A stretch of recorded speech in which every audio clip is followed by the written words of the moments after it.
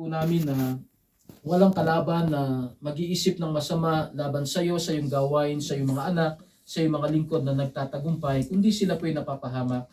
Panginoon, sa oras pong ito, nais po namin ilapit ang bawat isa sa amin, Panginoon. Mga kapatiran, una po, ang aming spiritual na kalagayan, kung meron pa pong hindi nakakatiyak ng kaligtasan, ang turo sa Bible, Panginoon, po kami manalangin, kailangan ama na namin ng Diyos. Kami may relasyon. Our God, which art in heaven, our Father which art in heaven.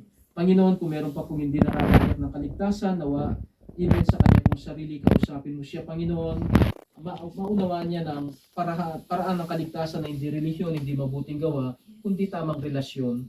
At magkakaroon kami ng relasyon sa Diyos kung ang aming kasalanan na naghiwalay sa amin sa Diyos ay matubos sa pamamagitan ng aming pag-amin ng aming kasalanan at pagsisisi ng aming kasalanan. At pagkatapos nito,